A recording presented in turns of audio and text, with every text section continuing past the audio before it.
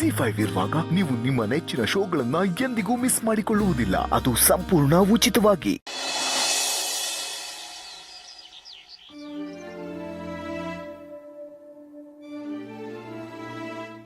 ಪೂರ್ಣೆ ಪೂರ್ಣೆ ಪೂರ್ಣೆ ಪೂರ್ಣೆ ಪೂರ್ಣೆ ಅವಿ, ಏನಾಯ್ತು? ಯಾಕೆ ಹೀಗೆ ಕೂಗ್ತಾ ಇದೀಯಾ? ಚಿಕ್ಕಮ್ಮ ಪೂರ್ಣೆ ಎಲ್ಲೂ ಕಾಣ್ತಿಲ್ಲ. ನೀವೇನಾದ್ರೂ ನೋಡಿದ್ರಾ? ಕಾಣಿಸ್ತಿಲ್ವಾ? ಅಯ್ಯೋ ದೇವ್ರೆ, ಎಲ್ಲಿ ಹೋದ್ಲು ಈ ಹುಡುಗಿ? ನಾನು ನೋಡ್ಲಿಲ್ಲ ಅವಿ. ಹೌದಾ? ಸರಿ, ಕಿಚನಲ್ಲಿ ನೋಡ್ತೇನೆ.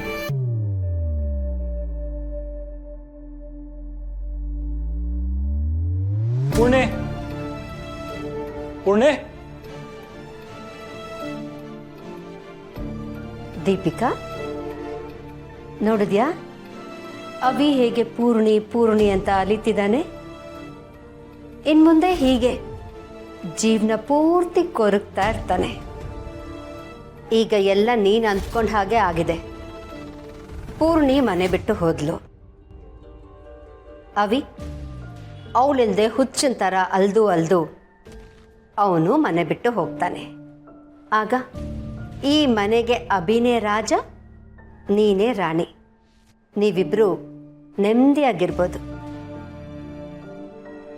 ಅತ್ತೆ, ಅಲ್ಲಿ ನೋಡಿ.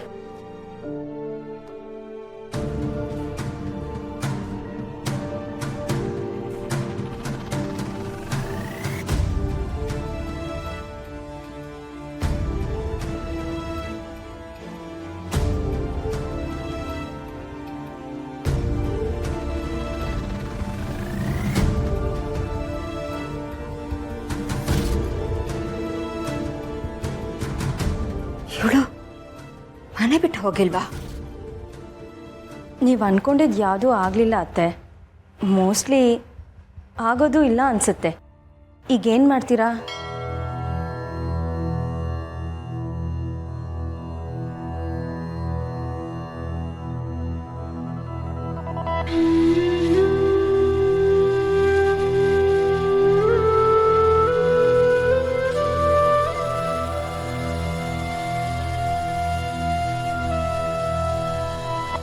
ಪೂರ್ಣೆ, ನೀನು ಇಲ್ಲಿದ್ಯಾ?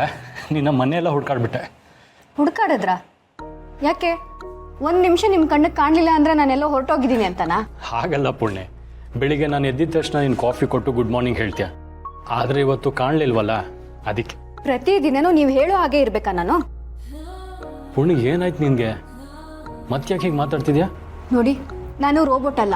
ಪ್ರತಿದಿನನೂ ಒಂದೇ ಥರ ಇರೋದಕ್ಕೆ, ಒಂದೇ ಥರ ನಡ್ಕೊಳ್ಳೋದಕ್ಕೆ ನನ್ನ ಮನ್ಸಿಗೆ ಹೇಗೆ ಬರುತ್ತೋ ನಾನು ಹಂಗೆ ನಡ್ಕೋತೀನಿ. ಯಾಕೆ ಅದಕ್ಕೂ ಅವಕಾಶ ಇಲ್ವಾ ನನಗೆ?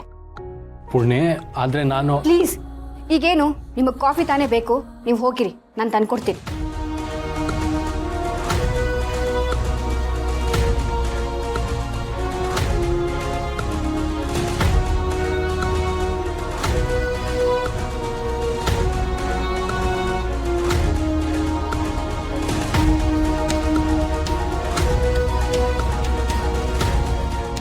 ಏನು ಅವಿಯವ್ರ ಜೊತೆಲಿ ಜಗಳ ಆಡ್ತಿದ್ಯಾ? Very good. ನೀನು ಹೀಗೆ ಜಗಳ ಆಡ್ತಾನೇ ಇರು. ದೊಡ್ಡದಾಗಿ ಭಾಷಣ ಬಿಗಿತ್ಯಾ? ಮನೆ ಸಂತೋಷ ಮುಖ್ಯ, ಮನೇಲಿ ನೆಮ್ಮದಿ ಇರಬೇಕು ಅಂತ. ಈಗ ನೀನು ಮಾಡ್ತಿರೋದೇನು? ನೀನೇ ಹೀಗಿರುವಾಗ ನನಗೆ ಬುದ್ಧಿ ಹೇಳೋ ಅರ್ಹತೆ ನಿನಗಿಲ್ಲ. ನನಗೆ ಬುದ್ಧಿ ಹೇಳೋಕ್ಕೂ ಮುಂಚೆ ನೀನು ಸರಿಯಾಗಿರ್ಬೇಕು, ಅದನ್ನು ತಿಳ್ಕೊ. ನೀನೇ ನಿನ್ನ ಗಂಡನ ಜೊತೆಲಿ ಜಗಳ ಆಡ್ತೀಯ ಅಂದಮೇಲೆ ನಾನು ನನ್ನ ಗಂಡನ ಜೊತೆಲಿ ಜಗಳ ಆಡುವಾಗ ಕೇಳೋ ಅಧಿಕಾರ ನಿನಗಿರಲ್ಲ. ದೀಪಿಕಾ, ಏನು ಹೇಳ್ತಿದ್ಯಾ ನೀನು? ಹೌದು, ನೀನು ಹೀಗೇ ನಿನ್ನ ಗಂಡನ ಜೊತೆಲಿ ಜಗಳ ಆಡ್ತಿದ್ರೆ ನನಗೊಂಥರ ಖುಷಿನೇ.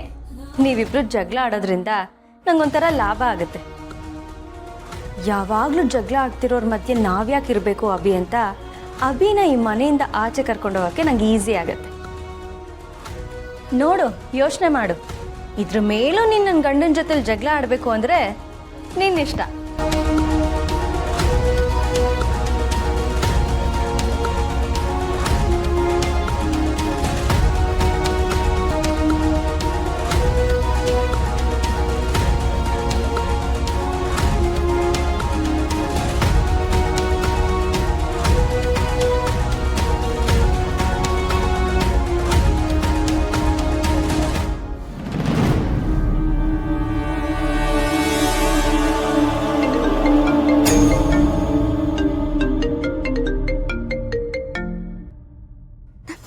ಹೋಗಿಲ್ಲ ಅನ್ನೋದು ಇವಳು ಗೊತ್ತಾಗಿದ್ಯಾ?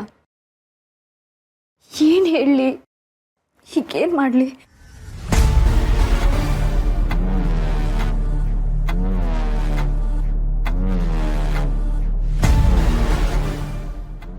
ಹಲೋ, ನೀನಿನ್ನೂ ಮನೆ ಬಿಟ್ಟು ಹೋಗ್ಲಿಲ್ವಾ?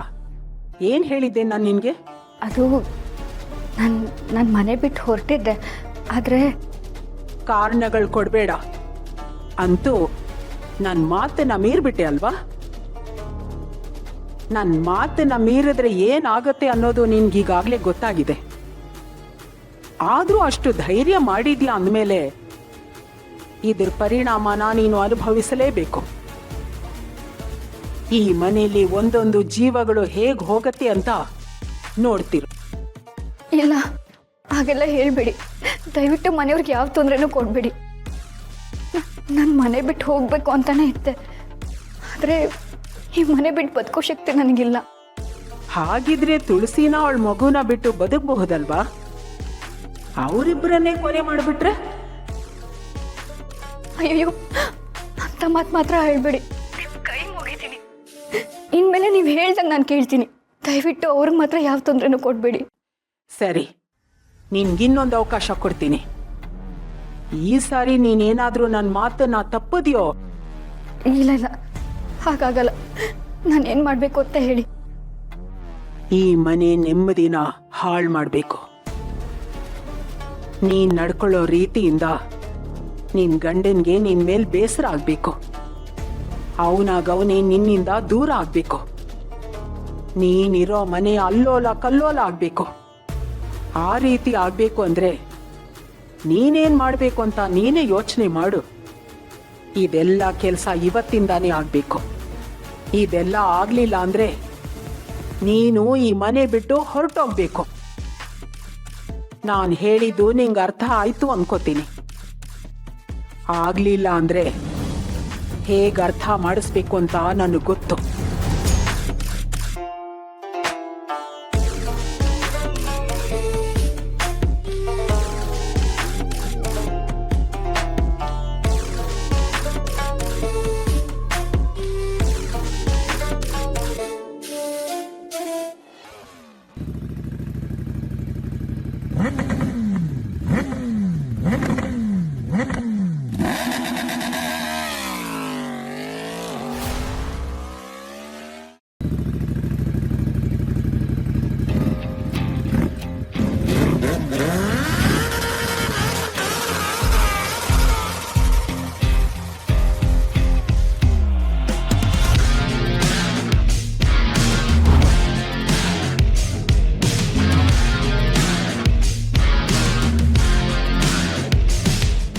ZEE5 ಆಪ್ ಡೌನ್ಲೋಡ್ ಮಾಡಿ ಎಲ್ಲಾ ಸಂಚಿಕೆಗಳನ್ನು ಸಂಪೂರ್ಣ ಉಚಿತವಾಗಿ ನೋಡಿ.